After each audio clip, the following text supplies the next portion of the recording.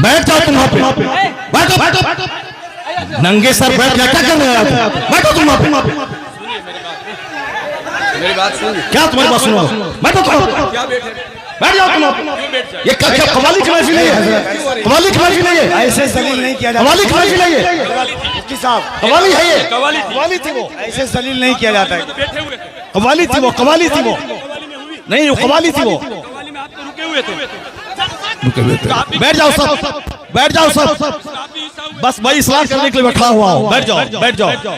नहीं वो गलत है, जो कुछ हुआ वो गलत है, जो कुछ हुआ वो गलत है, जो कुछ हुआ वो गलत है, नहीं है। हाँ हाँ, क्या यहाँ तो नाच को सुनना चाहता है वो? नाच को सुनेगा वो, नाच को सुनेगा, नाच को सुनाओ। दीनी मजलिस में नाच कराओगे तुम? बैठ बैठ।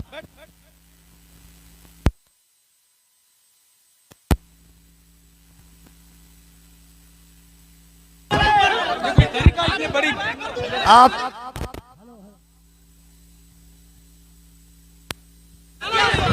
हेलो हेलो, जब मुफ्ती साहब को मालूम था कि शब्बीर बरकाती आ रहे हैं तो मुफ्ती साहब को आना ही नहीं चाहिए था, यहाँ आना ही नहीं चाहिए था। सर आपको ऐसे जलील नहीं किया जाता मुफ्ती साहब, ऐसे जलील नहीं किया जाता किसी को, ये इस्लाम नहीं है। नहीं मुफ्ती साहब, मैं भी जलसा पढ़ रहा हूँ, ऐसे जलील एक मेहमान को इस तरह जलील नहीं किया जाता है, ये कोई मुआवजा नहीं है। आप जान रहे थे कि शब्बीर आ रहा है। हजरत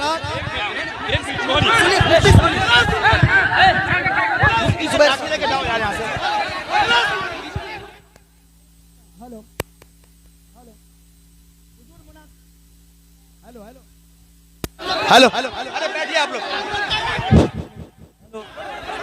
हेलो हेलो, शांति हो जाइए, शांति हो जाइए, बैठिए बैठिए, शांति रखिए, बस बस बैठिए, आप लोग बैठिए, शांति बनाइए, आप लोग पहले शांति बनाइए। Hello hello hello, mike. आप लोगों के बीच अल्लामा तौसीफ रजा साहब स्टेज पे हैं, कम से कम इस बात का ख्याल रखिए। तौसीफ मिल्लत आ चुके हैं। नारे तकबीर, नारे रिसालत, आमद हुजूर तौसीफ मिल्लत, आमद हुजूर तौसीफ मिल्लत, नबी रहे आला हजरत शहजादे हुजूर रेहाने मिल्लत, इश्क मोहब्बत। जो कुछ हुआ हम इससे बरी हैं। कल मत कहना कि मौलाना शहरियार बैठे हुए थे उनके सामने मुजरा हुआ। ये क्या चीज है?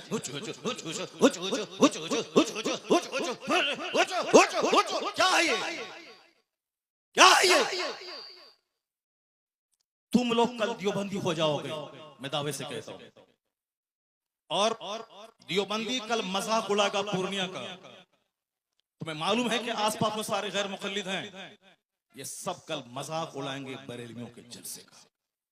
कहेंगे बरेलवियों का जलसा ये होता है, बरेलवियों का जलसा यही होता है। क्या चीज है? क्या ये नाथखानी है? यही नाथखानी है। ये इको हटा दो, उसके बाद क्या? इको तुम हटा दो, मेरे मदरसे का बच्चा इससे अच्छी नाच पढ़ता है, अरबी कॉलेज का बच्चा इससे अच्छी नाच पढ़ता है। हुचुड़ हुचुड़ का नाम नाथखानी है। क्या किया तुमने? सुन्नियत को बदनाम किया, बरेलवियत को बदनाम किया, मसलक के आला हजरत को बदनाम किया। इसी का नाम जलसा है, इसी का नाम कॉन्फ्रेंस है, इसी का नाम सीरत का जलसा है। वो तो हम फंस गए मजमे में, हम बैठ गए, मुफ्ती जुबैर साहब भी फंस गए जो मजमे में बैठ गए। हम अपनी बराअत का इजहार करते हैं जो कुछ हुआ। मुफ्ती साहब किबला भी अपनी बराअत का इजहार करते हैं, ताकि कल मत बोलना कि मनाज़िर अहले सुन्नत काज़ी सीमांचल बैठे हुए थे, उनके सामने मुजरा हो रहा था। हम लोग इससे बरी हैं। अगर रास्ता होता निकलने का तो हम निकल गए होते, वो रास्ता नहीं था, भीड़ की वजह से हम कुचल जाते, इसलिए हम नहीं निकले, मुफ्ती साहब भी नहीं निकले। बाकी रात के कितने बज रहे हैं? 2:10। कितने बज रहे हैं? टाइम देखो तुम, रात के 2:10 हो रहे हैं, 2:10 हो रहे हैं। मालूम है क्या हुआ इसमें? पब्लिक का चंदा इसीलिए हो रहा है। बैठ जाओ, अगर बिहार की इज्जत प्यारी है तो बैठ जाओ, अगर पूर्णिया की इज्जत प्यारी है तो बैठ जाओ। ये डांस करने के लिए जलसा होता है, चंदा होता है। बैठ जाओ सब। नाथखानी वो नहीं है जो तुमने सुनी है, नाथखानी वो नहीं जो तुमने सुनी है। भीड़ जुटाने का नाम जलसा है क्या? बैठ जाओ सब। अब अगर नात तुमने सुनी थी उसको तुमने नात कहा था अपने हिसाब से, तो तकरीर कौन सुनेगा? कुरान की बात कौन सुनेगा? हदीस की बात कौन सुनेगा? इस्लामी तालीमात के बारे में कौन सुनेगा? अगर तुम नात सुने थे, बैठे रहते, तकरीर सुनते, तब होता कि चलो भाई पूर्णिया के लोगों ने नात भी सुनी और तकरीर भी सुनी। अभी वो बैठने जा रहा है तो तुम सब उठ के भाग रहे हो। तुम्हारी वजह से हम लोगों की बेइज्जत और बदनामी होती है। बिहारी एक गाली बन के रह गया है। जैसे कारोबार के एतबार से सारे लोग यहाँ से भीड़ लगाते हैं पंजाब दिल्ली में, वो तो अलग बात है। मजहबी तौर पर भी बिहारी एक गाली है। जिसका हम हाथ चूमते हैं, जिसका हम पैर चूमते हैं, वो हमारे जलसों की हरकतों को बयान करते हैं। वहां तकरीर नहीं होता। अभी मैं 4 दिन पहले हैदराबाद में था, वहां मेरी 2 घंटे की तकरीर हुई, एक बंदा नहीं उठा। सारे लोग गौर से तकरीर सुनते रहे, पुलिस वाले खड़े होकर तकरीर सुनते रहे, जबकि वहां कोई परमिशन नहीं था। लेकिन वो सारे लोग गौर से इस्लाम सुनते रहे, इस्लाम सीखते रहे। ये है तकरीर, ये है मुसलमानों का इस्लामी जज्बा। ये क्या है? बस हुचुड़ हुचुड़ सुने और भाग गए। ये कोई तरीका है क्या? ये कोई तरीका है क्या? यही नात हो गई क्या? नहीं, मैं उससे बरी हूं। मैं कतन कभी नहीं पसंद करता हूं इस तरह की नात खाने को। जो कुछ हुआ गलत गलत गलत।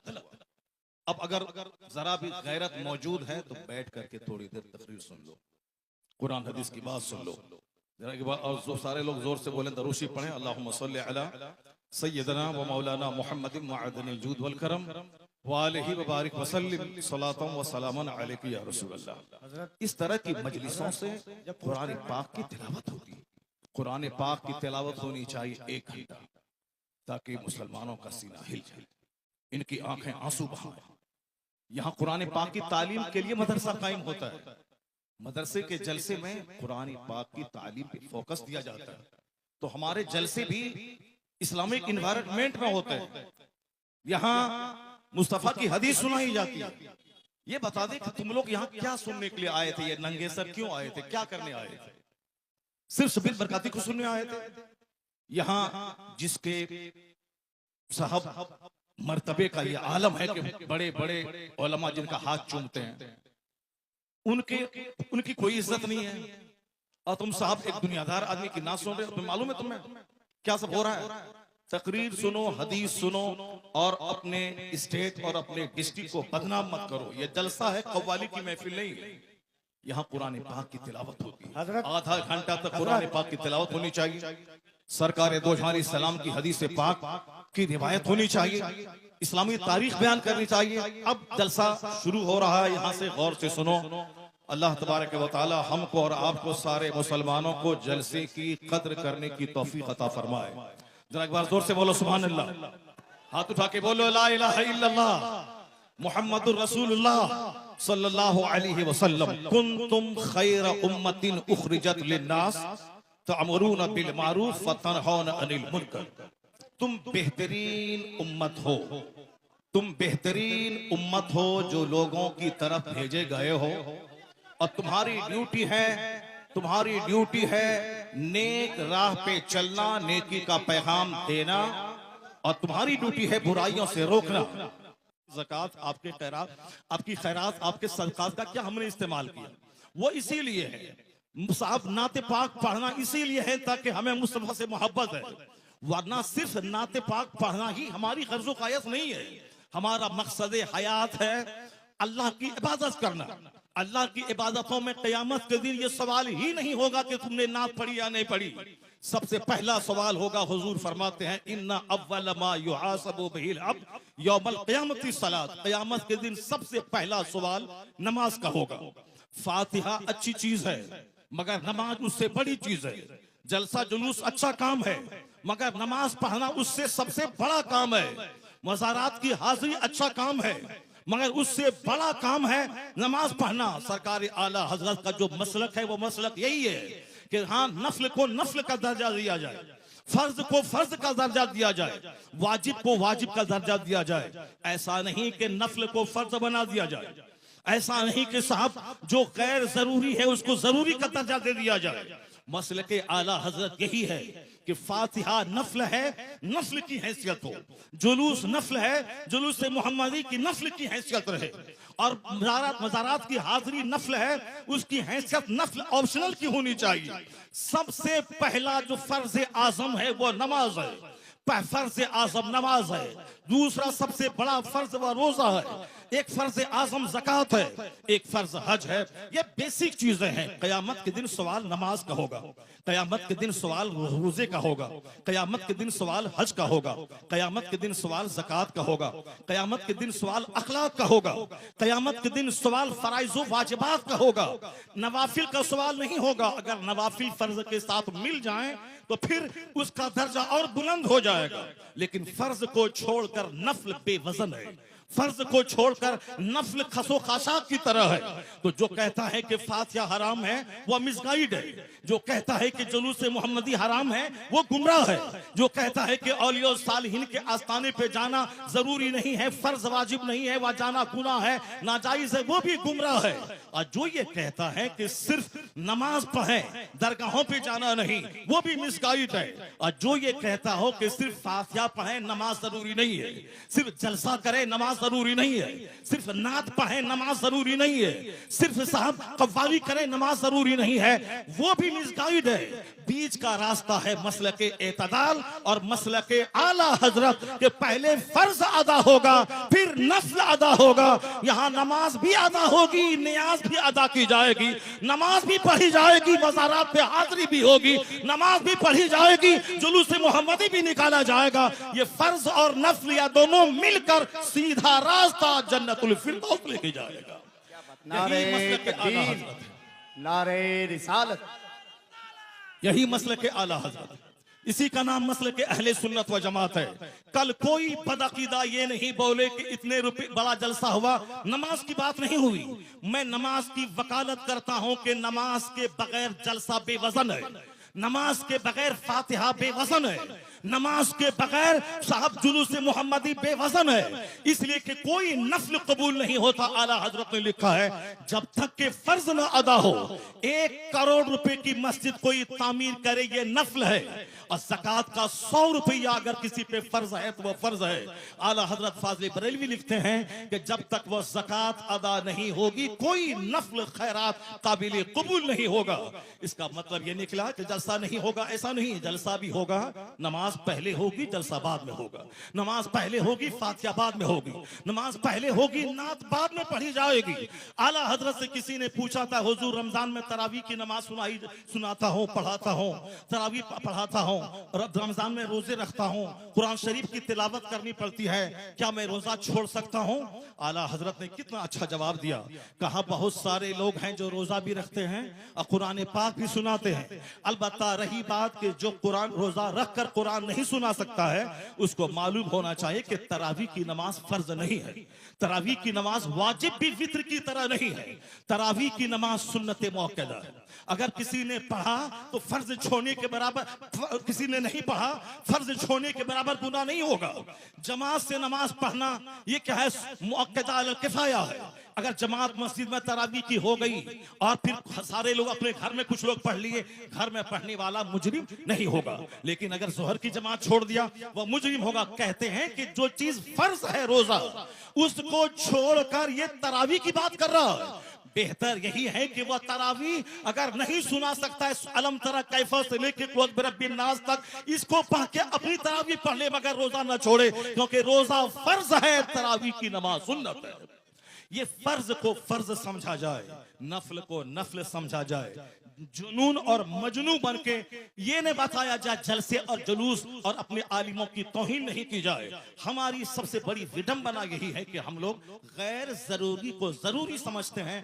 अल्लाह पर विश्वास करें, अल्लाह रब्बुल इज्जत ही इज्जत देने वाला, वही बंदों को जलील करने वाला, वही मदरसों को तरक्की देने वाला, वही लोगों के दिलों में अल्लाह ही मोहब्बत डालने वाला है। बेशुमार लोगों ने बड़े बड़े जलसे किए, मदरसे में तालीम नहीं हुई, वह मदरसा उजड़ गया। मैंने मुख्तसर सी जिंदगी में इसको देखा है। लेकिन जिन लोगों ने मेहनतें की, 5 साल के बाद जलसा किया, और अगर अच्छे अच्छे आलिम, अच्छे हुफ्फाज उन्होंने दिया, उसके पास बच्चों के रखने की जगह नहीं है, इतने बच्चे हैं कि वो रख नहीं सकता है। असल क्वालिटी इल्म की है, असल क्वालिटी है आप बच्चों को अच्छी तालीम दीजिए, एजुकेशन दीजिए, न कि बहुत बड़ी भीड़ भाड़ जुटा करके और अपने मदरसे को फरोग दिए। मदरसा फरोग पाता है इल्म से। मैं तमाम सुन्नी मदारिस के लोग जिम्मेदारों से कहता हूं, तालीम पे फोकस दें, दरसगाह पे फोकस दें, अच्छे आलिम को रखें, अच्छे उफाज को रखें। अगर एक बच्चा फारिग हुआ, अगर सही ढंग से कुरान सुनाया, तो सारे लोग यही कहेंगे, ये बता दे तू किस मदरसे में पढ़ा है, तेरा उस्ताद कौन है। यानी वही एक बच्चा आपका सबसे बड़ा प्रचारक हो जाएगा। वही एक बच्चा आपके मदरसे की खूबियों को दूसरों के सामने एग्जीबिशन करने वाला एक जबरदस्त अलमबरदार हो जाएगा। आपने 10 बच्चों को आपने निकाल दिया और क्वालिटी उसमें नहीं है, वह जहां भी जाएंगे मदरसों को बदनाम करेंगे कि किस उस्ताद ने तुझको पढ़ाया है, किस मदरसे में तुमने पढ़ाया है। क्वालिटी पे जोर देना। बस आखिरी बात सुन ले, अभी मुसलमानों के चेहरे पे हवाइयां उड़ रही है कि हमारा मुस्तकबिल कैसा है, हमारा फ्यूचर कैसा है, हमारा आने वाला दिन कैसा है। आपको मैं यकीन दिलाता हूं कि इस्लाम का आने वाला दिन इतना सुनहरा है कि कोई दिन ऐसा नहीं गुजरता जिस दिन कोई पढ़ा लिखा आदमी कलमा पढ़ के मुस्तफा का गुलाम न बनता हो। कोई दिन ऐसा नहीं गुजरता जिस दिन अमेरिका जैसे हाईली क्वालिफाइड और तरक्की याफ्ता मुल्क का कोई एक दानिश्वर कलमा पढ़ के मोमिन न होता हो। या जोश में ये बातें नहीं बोली जाती हैं, बल्कि ये बातें दलाइल और प्रूफ के साथ की जाती हैं। आप अगर पढ़े लिखे आदमी हैं, हमारे बच्चे स्कूल कॉलेज में पढ़ते हैं, मैं उन बच्चों को कहता हूं, एक नाम आपने सुना होगा जॉन डी रॉकफेलर का। हमारे शेख बैठे हुए हैं, शेख का दौरा लंदन होता है, हमारे हजरत का दौरा अमेरिका होता है, हमारे हजरत का दौरा अफ्रीका होता है। वह सारी दुनिया के हालात से बाखबर हैं। मैं अपने शेख को कहता हूं कि जॉन डी रॉकफेलर वह दुनिया का सबसे पहला अरबपति। आज की तारीख में बेशुमार अरबपति हैं, टाटा, बिरला, जिंदल, मित्तल, अडानी, अंबानी, ये सारे के सारे अरबपति हैं। लेकिन जॉन डी रॉकफेलर वह दुनिया का सबसे पहला अमेरिका का अरबपति, बिलियनियर, मिलियनियर नहीं बिलियनियर, यानी अरबपति जिनके पास खरबों की दौलत थी। 53 साल की उम्र में वो खरबपति बीमार हो गया।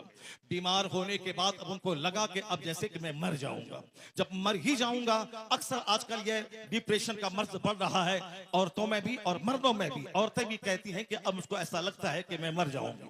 मर्द भी कहते हैं कि थोड़ा सा बीमार हुआ, बुखार हुआ और लगता है कि जैसे कि अब मैं मर जाऊंगा। ये मरने की बात है। तो अब ठीक है, अच्छी बात है, मैं मर जाऊंगा, लेकिन मरने के बाद जहां जाऊंगा वहां के लिए तो काम बढ़ा देना चाहिए, वहां की इबादत बढ़ा देनी चाहिए। सिर्फ खौफ है कि मेरे बच्चों का क्या होगा, मेरी बच्ची का क्या होगा। नहीं, अक्लमंद वो है जिसको लगे कि अब मैं मर जाऊंगा तो उसको इबादत बढ़ा देनी चाहिए, सजदा बढ़ा देनी चाहिए, तिलावत बढ़ा देनी चाहिए, गुनाहों से सच्ची तौबा बढ़ा देनी चाहिए। ये होना चाहिए, ना के साथ बाल बच्चों के खौफ में मौत से घबराना चाहिए। वमन यतवक्कल अलल्लाहि फहुव हस्बुह, जो अल्लाह पे भरोसा करता है अल्लाह उसके लिए काफी होता है। कुरान में आया है, ला तक़तुलू औलादकुम खश्यता इमलाक, गरीबी के डर से बच्चों को कत्ल मत करो, मैं तुझे भी रोजी देता हूं, तेरे बच्चों को भी रोजी दूंगा। रोजी देने वाला अल्लाह है। वो अमेरिका का खरबपति, उसने सोचा कि अब जब मुझको मर ही जाना है तो अब क्यों नहीं सदका तो खैरात करके मैं मरूं। अपनी दौलत का एक बड़ा पार्ट मेडिकल एक्सपर्ट के खर्च पे उन्होंने डोनेट किया कि नई नई बीमारियां और उसके इलाज और ट्रीटमेंट दरियाफ्त करने के पीछे मेरी दौलत का एक बड़ा हिस्सा खर्च होगा। उन्होंने एक स्कूल बनवाया, गरीबों, मिस्किनों, माजूरों, बेवाओं के बच्चे स्कूल में पढ़ेंगे, फ्री तालीम। उन्होंने एक बहुत बड़ा हिस्सा अपनी दौलत का हॉस्पिटल पे वक्फ किया। यहाँ गरीबों, मिस्किनों, माजूरों, कम पैसे वालों का इलाज होगा। यानी अपने पैसे को गरीबों के लिए, सोशल वेलफेयर के लिए, चैरिटी के लिए उन्होंने दरवाजा खोल दिया। उसको ऐसा महसूस हुआ 2-3 महीने के बाद कि अंदर से उसका कैंसर का जख्म हल्का हो रहा है। ये द टाइम्स ऑफ इंडिया जो हिंदुस्तान का अंग्रेजी अखबार है। हमारे बच्चे तो एमए करने के बाद भी एक जुमला अंग्रेजी नहीं बोलते हैं। जिसको होना था डीएम वो चपरासी भी नहीं बन पाए, जिनको होना था साइंटिस्ट वो गली कूचे का दिल फेंक आशिक बन गया। अमेरिका का यहूदी 1-1 मिनट का सही इस्तेमाल करके दुनिया को माइक्रोफोन दे, दुनिया को हवाई जहाज दे, और हमारे वो बच्चे जिसके पास थी मेरिट नियम बनने की, वह सिर्फ मोबाइल चला चला करके वो बच्चे हमारे गली कूचे के दिल फेंक आशिक बन गए, किसी काबिल नहीं रहे। एक बच्चा हिंदुस्तान का अगर IAS ऑफिसर बनता है तो 40 करोड़ मुसलमानों का कलेजा ठंडा हो जाता है। वह कमा के अपने बाप को देगा, मगर नाम पूरी मुस्लिम सोसाइटी का होता है। हमारी मेजॉरिटी हमारे नौजवानों की मोबाइल चला चला के DM तो नहीं बनी, अलबत्ता अपनी जवानी में आग लगा दी, अपनी सोच और फिक्र में आग लगा दी, अपनी अपनी अपनी सेहत को तबाह बर्बाद कर दिया, अपने खानदान की नाक मिट्टी में मिला दी। मोबाइल का इस्तेमाल जरूरतन हो, 24 घंटे उसमें घुस के न रहे। टॉयलेट का इस्तेमाल जरूरत हो, 24 घंटे टॉयलेट में घुसने वाला तबाह बर्बाद हो जाएगा, सेहत खत्म हो जाएगी।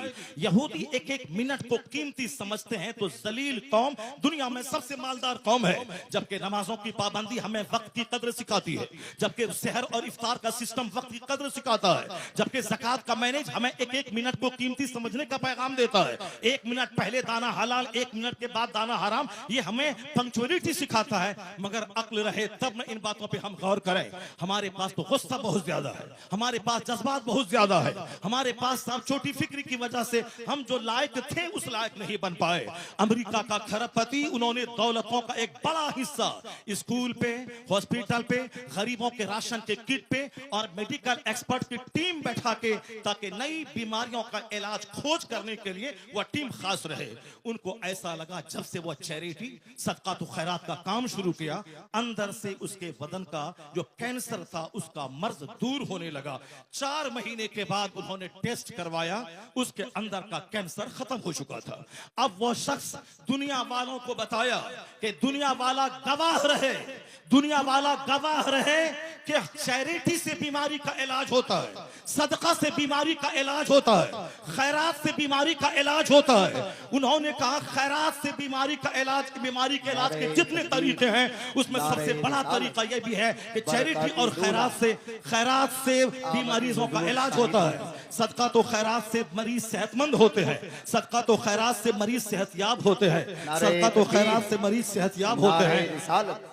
उन्होंने सारी दुनिया को बताया। हमारे शेख आ गए, एक दूसरे शेख की आमद हो गई, जो बरकाती खानवादे के शेख हैं वो आ गए और शहजादे आला हजरत यहाँ बैठे हुए हैं। बस मेरी गुफ्तगू खत्म होने वाली है, उसको गौर से सुनेंगे तो हम पूरे हिंदुस्तान में जाते हैं, पूरे मुसलमानों का दर्द सीने में मौजूद है, कहाँ क्या हालात हैं वहां उस हालात का मुशाहिदा करते हैं। तो हम अपने गुस्से के मुजाहरे के लिए नफ्स की तस्कीर की खातिर नहीं देते हैं, सिर्फ मिल्लत के लिए, कौम के लिए, मसलक के लिए हम अपने लोगों के सामने अपनी कमजोरी बयान करते हैं। जरा गौर से सुने, जब उन्होंने खरबपति ने कहा कि मेरा मर्ज अच्छा हुआ, इलाज के जितने तरीके हैं, एलोपैथिक, होम्योपैथिक, साहब जड़ी बूटी, आयुर्वेद में सब तरीके हैं इलाज के, मगर सदका तो खैरात इलाज का एक जबरदस्त तरीका है। तो जो बात जॉन डी रॉकफेलर ने आज कही, यही बात मुस्तफा ने 1400 साल पहले कही थी कि दावू मरदाकुम बिस्सदका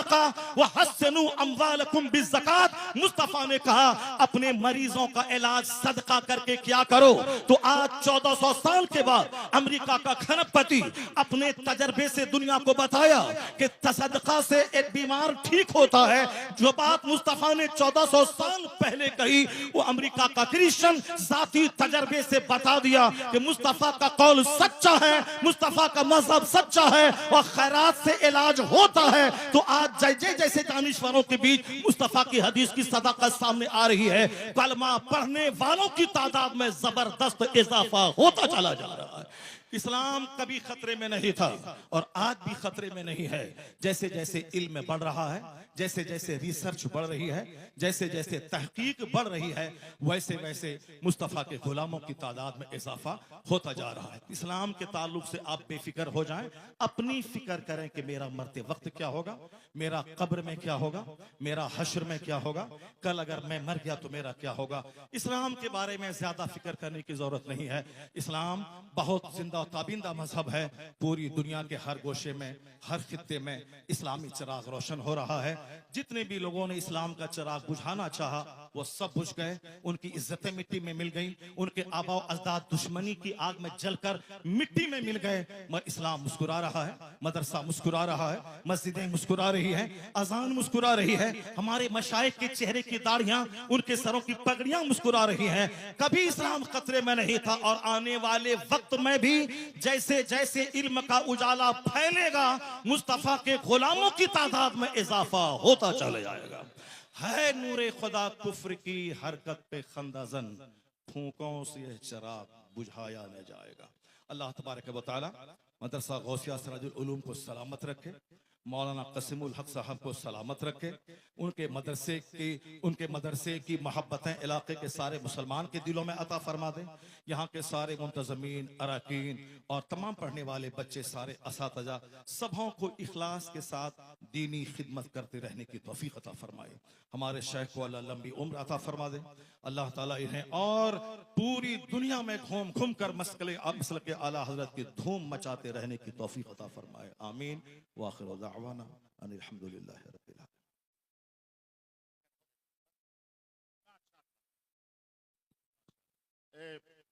मौलाना ने सजाया बड़ी मेहनत और काबिज से। इस जलसे का क्या होगा, आप हजरात तो इलाके के हैं, अपने इलाके की इज्जत का आप ख्याल कीजिए।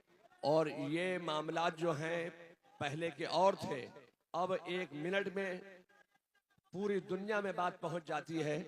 इसलिए मैं आपसे गुजारिश करूंगा कि आपके इलाके के बहुत बड़े आलिम दीन मौलाना शहरयार रजा साहब बहुत बड़े आलिम दीन हैं। और नात सुनना इबादत, नात लिखना इबादत, नात पढ़ना इबादत। लेकिन मुझे आप बताइए कि जब तक के उलमा की तकरीरें आप नहीं सुनेंगे तो ये कौन बताएगा कि नात सुनना इबादत है, नात पढ़ना इबादत है, नात लिखना इबादत है। उलमा की तकरीरें से ईमान सलामत होगा, अकीदा महफूज होगा। तो उलमा की तकरीर सुनना पहले, नात सुनना ये बाद में। नात भी पढ़ी जाएगी और तकरीर भी की जाएगी।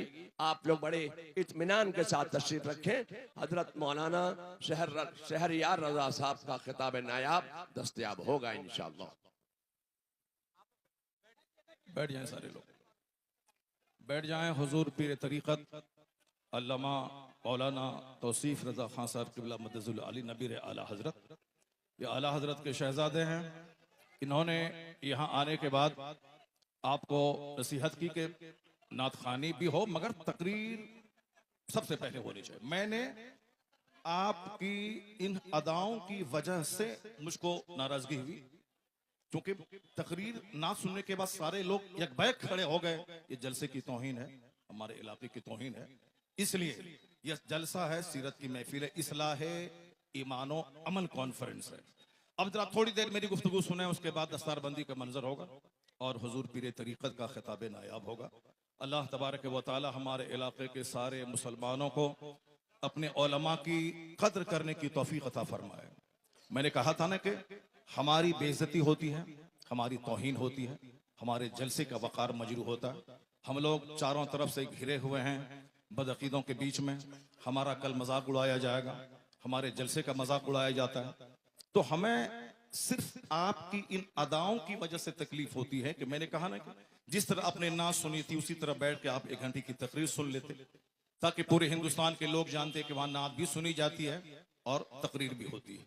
अब जरा गौर से सुनिए, हमारे ताल्लुक से कुरान शरीफ में कहा गया है कि कुंतुम खैर उम्मा, तुम बेहतरीन उम्मत हो, लोगों की तरफ भेजे गए हो। तुम्हारी ड्यूटी है खुद नेक बनना, दूसरों को नेक बनाना। तुम्हारी ड्यूटी है खुद बुराइयों से बचना, दूसरों को बुराइयों से बचाना। ये हमारी क्वालिटीज को कुरान शरीफ में बयान किया गया है कि you are the best community, तुम बेहतरीन उम्मत हो। और बेहतरीन क्यों हो? इसीलिए हो कि तुम्हारा काम ही है नेक बनना, दूसरों को नेकी का पैगाम देना। तुम्हारी जिम्मेदारी है खुद बुराई से बचना और दूसरों को बुराई से बचाना। दूसरे लोग खाने पीने पैदा हुए हैं, दूसरे लोग मौज मस्ती करने पैदा हुए, दूसरे लोग शराब पिए, बदकारी करें, सूद खाएं, उससे क्या मतलब है? उसको मरने के बाद हिसाब किताब का कोई खौफ ही नहीं है। ये सारी बातें हम मुसलमानों को सोचना है। सरकार दो जहां की हदीस है कि ला तज़ूलु क़दमा अब्दिन हत्ता युसअल अन अर्बईन। आका फरमाते हैं कि क़यामत के दिन बंदे का पांव अपनी जगह से 1 इंच नहीं हटेगा, 1 इंच नहीं हटेगा जब तक के 4 चीजों का उससे सवाल न हो जाए, जब तक के 4 चीजों का उससे सवाल न हो जाए। सबसे पहला सवाल होगा अन उमरिही फीमा अफना, यानी अपनी यह कीमती जिंदगी तुमने किस काम में गुजारी। ये तो हर मुसलमान को समझना होगा कि हम अपना बहुमूल्य जीवन सर से लेके पांव तक महासंख्यों रुपए से ज्यादा कीमती पार्ट्स अल्लाह ने दिए। जो लोग गूंगे हैं, बात नहीं कर सकते, उनको देखने के बाद अपनी जबान की अहमियत समझें। जो लोग अंधे हैं, देख नहीं सकते, उनको देखने के बाद अपनी आंख की अहमियत समझें। जो लोग पागल हैं, समझ नहीं सकते, उनको देखने के बाद अपनी अक्ल की अहमियत समझें। जिसके पास हाथ नहीं है वह लूहे को देखकर अपने हाथ की अहमियत समझें। जो लोग लंगड़े हैं, जो चल नहीं सकते, उनको देखने के बाद अपने पांव की अहमियत समझें। जो अरबों में खेलने वाले 2 रोटी खा के पचा नहीं सकते, उनको देखकर 10 रोटी खाने के बाद पचाने की जो मशीन अल्लाह ने पेट की शक्ल में दी है, उसका महत्व समझें। हुजूर फरमाते हैं कयामत के दिन इन सारी नेमतों के बारे में सवाल होगा। तुमने अपने पांव का कैसा इस्तेमाल किया, तुमने अपनी जबान का कैसा इस्तेमाल किया, तुमने अपने हाथ का कैसा इस्तेमाल किया, तुमने अपनी आंख का कैसा इस्तेमाल किया। सारी जिंदगी के बारे में सवाल होगा। नाच तमाशे में जिंदगी गुजारी या कुरान की तिलावत में गुजारी? तुमने सिर्फ वक्ती लज्जत की खातिर तुमने इंजॉय किया या तुमने रात में तहज्जुद के वक्त उठ के अल्लाह के खौफ से आंसू बहाया? ये सवाल होगा सारी नेमतों के बारे में। यह कीमती जिंदगी किस काम में गुजारी? हमें मुशरिकों के नाचने गाने से कोई एतराज नहीं, हमें यहूदो नसारा के नाच गाने से कोई एतराज नहीं है, हमें बौद्ध और जैन के नंगे रहने से कोई एतराज नहीं है। हमें सिर्फ मुसलमानों से कहना है कि हमारे पैगंबर ने कहा है कि कयामत के दिन 1 इंच अपनी जगह से हट नहीं पाओगे जब तक के 4 सवालों का जवाब नहीं दे दो। हर मुसलमान के बच्चों को यह हदीस याद होनी चाहिए, हर मुसलमान के घर में यह हदीस लिखी होनी चाहिए, हर मदरसे की दीवारों में इस हदीस पाक को लिखा जाना चाहिए, हर मस्जिद में इस हदीस पाक को लिखा जाना चाहिए, ताकि सारे लोग अपनी रिस्पॉन्सिबिलिटीज को समझें कि क़यामत के दिन क्या होगा। पहला अन उमरिही फीमा अफना, जिंदगी के बारे में, जिंदगी किस काम में गुजारी। दूसरा सवाल होगा अन शबाबिही, जवानी के बारे में कि तुमने जवानी किस काम में गुजारी। जवानी दीवानी होती है। जवानी में लोग कहते हैं कि चलो कुछ भी करो, बुढ़ापे में तो नेक बन ही जाना है, जबकि बुढ़ापे में 90% लोग नेक नहीं बनते, अलबत्ता बीमार बनकर वो अपनी जिंदगी के आखिरी अय्याम को भी तबाह बर्बाद करते हैं। हुजूर फरमाते हैं कि तुम जवानी किस काम में गुजारी, इसका सवाल होगा। तीसरा सवाल होगा अन माल ही मिन ऐन इक्तसबहु व फीमा फज़अहु, यानी माल कहां से कमाया और कहां खर्च किया, इसका सवाल होगा।